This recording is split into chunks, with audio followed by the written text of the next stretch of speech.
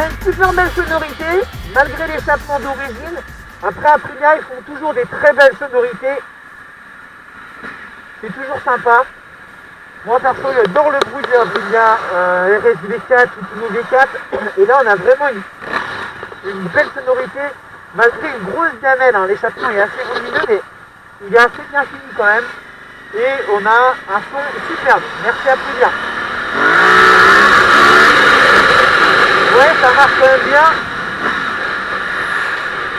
Entendons-nous. Après, il faut déconnecter le traction control et c'est uniquement sur le premier rapport. Autrement, ça ne vaut pas suffisamment, je trouve.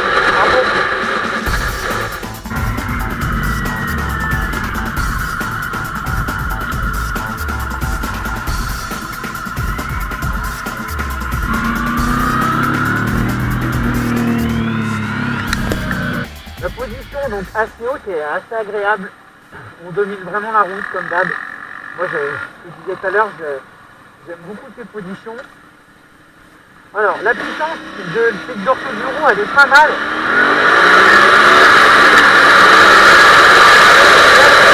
Elle n'est pas excessive. On n'a pas non plus un avion de chasse. Hein. La KTM Adventure, bon, elle fait 160 chevaux, vous me direz, mais c'est bien plus violent que cette hyper motard. Donc on va voir ce que ça va donner en ville. On va essayer de se faufiler.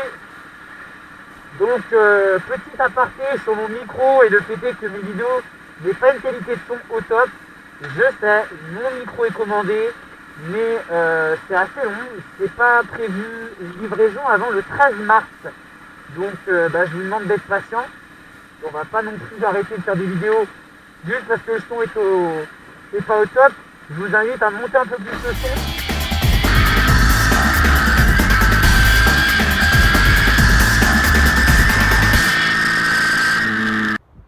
Petite présentation de notre Aprilia Dorsoduro 900 qui est d'une cylindrée de 895 cm3 qui développe 95 chevaux et 90 Nm de couple. C'est un moteur assez sympa. On est sur un cadre en treillis comme vous pouvez l'apercevoir en rouge.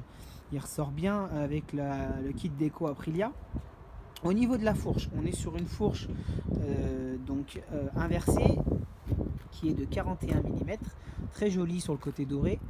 Et au niveau freinage, on est sur un double disque avec freinage Brembo, donc freinage Brembo radial, étrier 4 pistons avec des durites tressées, donc type Durit Avia.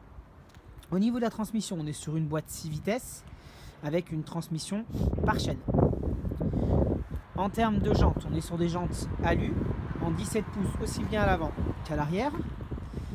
Et on a un pneu en 180 qui lui fait une ligne de toute beauté.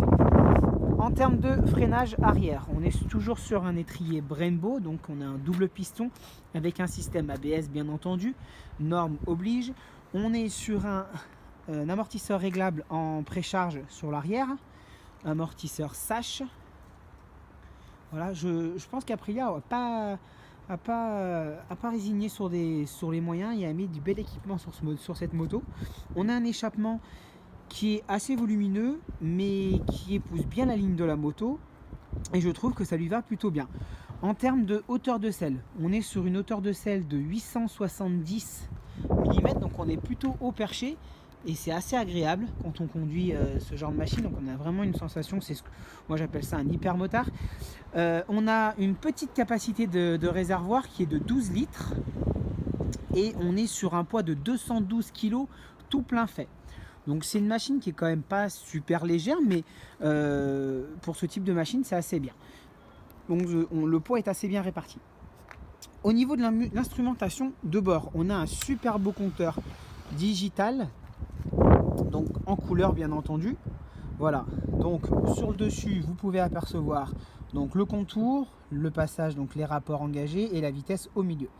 Et vous avez donc la possibilité d'intervertir dans les modes. Donc premier mode ici, donc vous avez un petit bouton donc qui vous permet de naviguer dans le menu.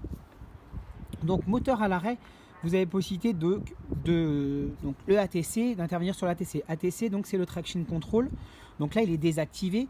Ce qui est plutôt pas mal, c'est que même quand vous rallumez ou vous éteignez la moto, ça reste sur le dernier mode engagé. Donc là il était désactivé. Voilà, après ça vous laisse toujours ce petit voyant ici allumé, mais voilà. Donc là vous avez 3 positions de traction control, donc 1, 2 et 3. Donc on va se remettre en mode 0.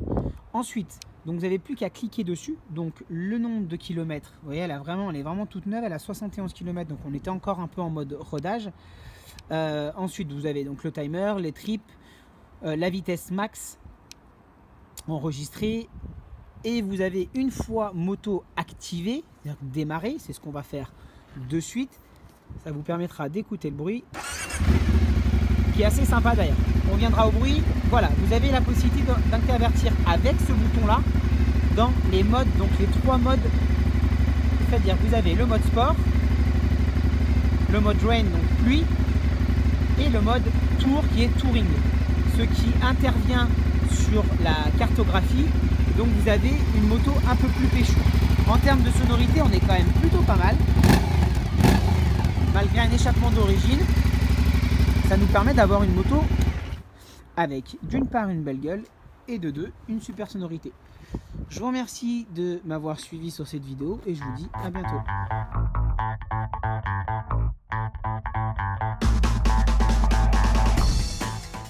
Je vous invite une nouvelle fois à liker, partager et à vous abonner à ma page YouTube RS Moto Passion.